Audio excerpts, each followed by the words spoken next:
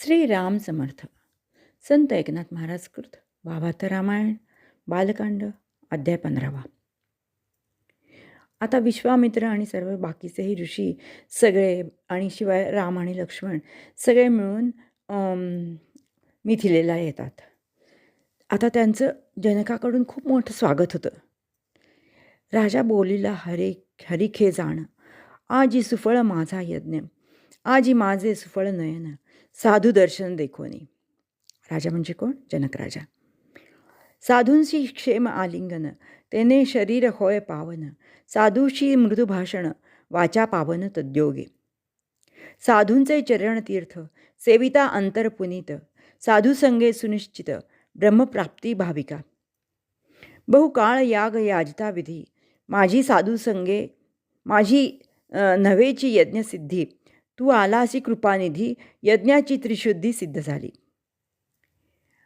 आता हे जनक राजाचं जे आहे ना, की त्याला जो एक साधूंबद्दल जो एक रिस्पेक्ट आहे ना, तो मला आपल्या पंतप्रधान नरेंद्र मोदींच्यामध्ये पण तोच दिसतो, की ते साधूंना किती रिस्पेक्ट देतात आपल्या देशातल्या साधूंना. तर ते मला त्याच्यात दिसतात. कारण तेही असेच आहेत, की गृहस्थ आश्रमी असूनसुद्धा ते ब्रह्मचर्य व्रत त्यांनी जनकासारखंच पाळलेलं आहे. आता राजा विश्वामित्र ऋषींबरोबर राम आणि लक्ष्मण पण आले होते. त्यामुळे त्यांचे जनकाने काय वर्णन केले? यांचे देखी येला दर्शन, डोळ्यास नावडे आन, यांच्या स्वरूपी जडले मन, चित्त चिंतन विसरुनी. आता ते त्या दोघांना पाहून राजाला खूपच आनंद झालेला होता. आणि हे कोण आहेत असं म्हणून त्यांनी विश्वामित्र ऋषींना विचारले. त्या ऋषी म्हणे, हे दशरथाचे कुमार राम लक्ष्मण महावीर, माझा याग न पावे सिद्धी, मारीच सुबाऊ सदा बाधी, ताटिका सर्व मार्ग विरोधी, आश्रमाती शुद्धी त्रासच करी. या लागी मी अनुष्ठान करुनी हर केला प्रसन्न, तेणे मज करुनी सावधान, हे गुह्य ज्ञान मला सांगितले. साक्षात पूर्ण परब्रह्म अवतरले दाशरथी राम, त्यांचेनी सिद्धी पावेल होम, राक्षसा भस्म तो करील. शिववचन विश्वासी म्या जाऊनी दशरथापासी, मागून आणले श्रीरामासी, निज यागासी सिद्ध्यर्थ. दशरथाकडे जाऊन मी रामाला घेऊन आलो आणि त्यांनी ताटिकेला छेदलं, सुबाहूला निवटलं, मारीचाला साधा बाणाचा वार लागून सुद्धा तो पार समुद्र तिळाला उडवून नेला आणि सगळ्या राक्षसांना त्यांनी निर्दाळून टाकले. एवढेच नव्हे तर अवचट लागता चरणी, अहल्या उद्धरली तक्षणी, आघात श्रीरामाची करणी, वेदपुराणी जगद्वंद्य. सीतेसी अनुरूप नवरा, श्रीराम हाची निच निर्धारा, असं म्हणून त्यांनी जनकाला सांगितलं की हा श्रीराम जो आहे हा सीतेसाठी अतिशय योग्य असा वर आहे.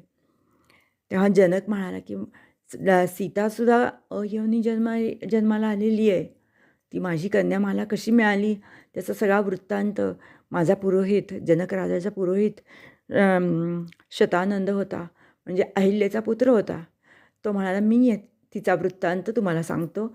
मी जे नारदाकडून ऐकले आणि त्यांनी मला जे सीतेचं सांगितले ते मी तुम्हाला सांगतो. पूर्वी पद्माक्ष राजा अतिपावन, त्याने केले अनुष्ठान, रमा केली सुप्रसन्न, माझे कन्यारत्न तू होई. पद्माक्ष म्हणून एक राजा होता, तर त्याला लक्ष्मीची त्यांनी आराधना केली आणि तिला तू माझ्या पोटी कन्या म्हणून ये म्हणून विनवणी केली. पण ती विनवणी तिने नाही मान्य केली. ती म्हणली, मी अयोनी जन्म आहे माझा, मी कोणाच्याकडे घरी अशी जन्माला येत नाही. तेव्हा मग पद्माक्ष राजाने भगवंताची पूजा केली, विष्णूची पूजा केली, विष्णूचे ध्यान दृढ केले आणि त्यांना म्हणाले की राजा म्हणे श्रीहरी, रमा खेळे मांडीवरी, ऐशीच मज कृपा करी, म्हणून निर्धारी धरले पाय. ऐसे रायाचे मनोगत जाणो निया विष्णू आपण, देता झाला मातुलिंग पूर्ण, येणे कन्या जाण पावसी रमा. जे मातुलिंग द्विधा करता, कन्या देखील अतिरूपता, रायासी उपजली ममता, माझी दुहिता म्हणून. विष्णूंनी त्याला महाळून असं एक फळ दिलं की जे फळ फोडून तुला आतमध्ये कन्या मिळेल. तर ते फळ फोडल्यावर पद्माक्ष राजाच्या घरी तिचा जन्म झाला. या लागी पद्मावती हे नाम, तिचे रूप देखोनी उत्तम, उल्हास परमरायासी. आता तिचे अतिशय सुंदर असं कन्यारत्न त्याला मिळालेलं होतं. पण ती जेव्हा मोठी झाली आणि जेव्हा तिचं स्वयंवर करायचं ठरवलं, तेव्हा सगळ्या राजांच्यात, देवांच्यात, असुरांच्यात, दैत्यांच्यात, सगळ्यांच्यात एक चढाओढी लागली की कोण हिला प्राप्त करून घेईल. तर पद्माक्ष मग ते सगळेजण असे भराभरा येत आहेत म्हणल्यावर पद्माक्षाला असं वाटलं की हिच्यासाठी आपण काहीतरी पण ठेवावा. म्हणून मग त्यांनी काय पण ठेवला, राय पण केला क्षोभदृष्टी, आकाशाची सुनीळ उटी, ज्याचे अंगी शोभे गोमटी, त्यासीही हे गोरटी वरील. पण हा तर पण खूपच अवघड आहे. ज्याच्याकडे आभाळाची उटी शरीराला लावलेली आहे, असा तो घननीळ तर रामच आहे फक्त, दुसरे कोणी नाही आहेत. त्यामुळे त्या सगळ्यांच्यात आणि पद्माक्षाचं युद्ध झालं.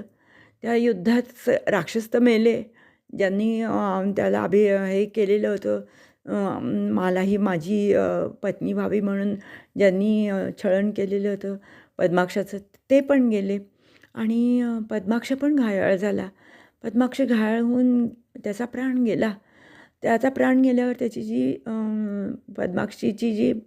पद्माक्षाची पत्नी, म्हणजे ज्या पद्मावतीची माया, आई पद्मावतीची आई, ती पण तिने पण प्राण त्यागला, ती पण सती गेली. मग आता कोणी नाही उरलं म्हणल्यावर पद्मावतीने लगेच अग्नीत उडी घेतली. तिचा आता प्रतिपाळ कोण करणार, तिने लगेच अग्नीत उडी घेतली. आणि मग नंतर जेव्हा सगळं शांत झालं तेव्हा मग ती बाहेर आली आणि परत अग्नीच्या कुंडाच्या तिथे बसली. आणि हे रावणाने विमान चालवत असताना त्याच्या प्रधानाने हे पाहिलं आणि रावणाला तो म्हणाला की महाराज, हीच ती पद्मावती बरं का, जिच्यासाठी आत्ता एवढे रणकंदन झाले ना, तीच ही, बघा तिला. तर रावणाने तिला पाहिलं तर ती खूपच सुंदर होती. त्याच्या मनात तिच्याविषयी अभिलाषा उत्पन्न झाली. त्याने विमान खाली उतरवले आणि तिच्याकडे यायला लागला. तो येतोय म्हणल्यावर पुन्हा पद्मावती अग्नीत प्रवेश करते झाली. आता रावण हसला. तो म्हणला, मला काय तू असं समजतेस का की मी तुला काढू नाही शकणार यज्ञातून? थांब, मी तुला यज्ञातून बाहेर काढतो. आणि त्याने यज्ञाचं सर्व उत्खनन सुरू केलं. तेव्हा त्याला एकदम त्याच्या नजरेसमोर एकदम पंचरत्न दिसले. आणि त्या रत्नांची प्रभा इतकी मोठी होती की रावणाचे नेत्र दिपून गेले. आणि तो म्हणाला की ही रत्ने आपण आता मंदोदरीस द्यावयाला, ती रत्ने अति गोमटी, मंदोदरीस द्यावया भेटी, ते देवारा ठेवून पेटी, आपण उठाउठी शेजारा केली. ती दिव्य रत्न घेऊन तो लंकेत आला आणि मंदोदरीला आता ही द्यावीत म्हणून तो म्हणला, ते बघ पेटीत ठेवली ती रत्न, ती तू घे. पण पेटी उचलता येईल ना मंदोदरीला? पेटी उचलता येईना म्हणल्यावर रावणाला आश्चर्य वाटलं. तो म्हणला, थांब मी उचलून देतो, त्याच्यात काय एवढं. पण रावणाला तर ते अजिबातच हाले ना. सगळेजण आले मदतीला पण ती हाले ना. तेव्हा प्रधान म्हणाला की निदान त्या पेटीत काय आहे ते तर बघा, तुमची पंचरत्न आहेत का काय. तर त्यांनी पेटी उघडली तर आत एक कन्यारत्न होते. आणि ते इतके तेजस्वी होते, इतके सुंदर होते की त्याचा कन्येचा पूर्ववृत्तांत खूपच हे होता, भयानक होता. तो रावणाला माहीत होता. ते त्यांनी सगळा वृत्तांत मंदोदरीला सांगितल्यावर मंदोदरी म्हणाली की नाही, आपण हिला नाही ठेवायचं लंकेत, कारण हिच्यामुळे ना तिने स्वतःचे आईवडीलसुद्धा त्याच्यात मेलेत. तिला जे कोण अभिलाषी झाले होते ते सगळेजण मेलेत. त्यामुळे ही अतिशय राज्यात ठेवणं अतिशय धोक्याचं होईल. हिला आपण लंकेबाहेर काढूयात. कारण हिला जर का आपण मारायचं जरी ठरवलं तरी हिरण्यकश्यपूनी जशी लात मारून खांबाला लात मारली होती आणि एकदम त्याच्यातून नरसिंह प्रकट झाला होता, तसं काहीसं हिच्या बाबतीत ठरेल. त्यामुळे हिला आता आपण लांब ठेवूयात. म्हणून मग रावणाने सेवकांना बोलवले आणि पेटी विमानात ठेवून ते त्यांना ती भूमीत कुठेतरी गाडून ठेवा असं म्हणतो तरी म्हणाली. तर ते करण्यासाठी ते गेले. तेव्हा पेटी घालिताची विमानी, ती आहे माझी उठली ध्वनी.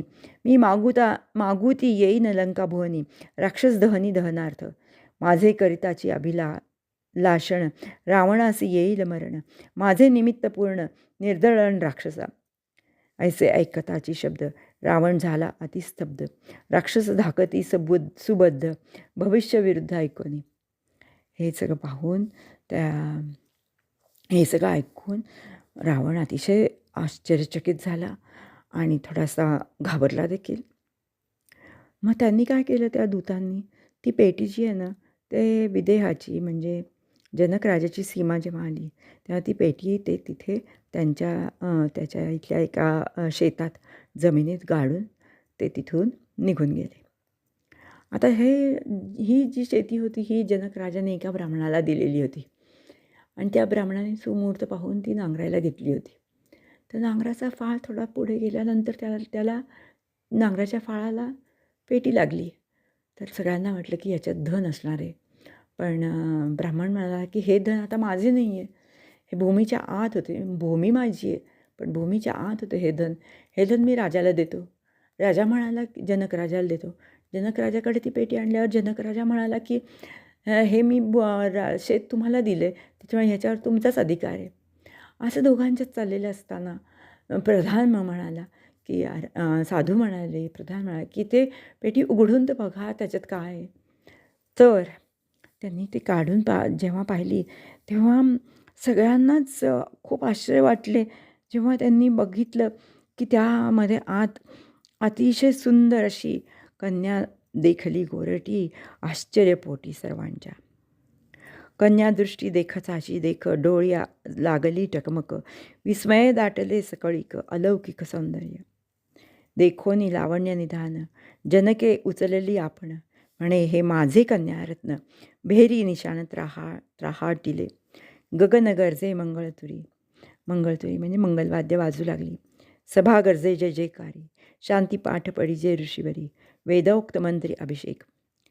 राजेनी पाळली म्हणून ती जनकात्मजा आणि धरेनी राखली ती ओजा म्हणजे अतिशय काळजीनी. या लागी तिला म्हणती धरणीजा, परी ते अयोनीजा जगदंबा. नांगर वाहता लागली दाती, सीता जन्म पावली शेती, ते सांगितली पूर्वस्थिती, हे नारदोक्ती यथार्थ.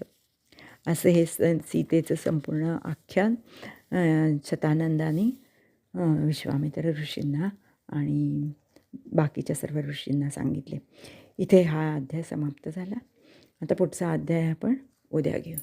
श्रीराम जय राम जय जय राम. श्रीराम जय राम जय जय राम. श्रीराम जय राम जय जय राम. जय जय रघुवीर समर्थ. श्रीराम समर्थ.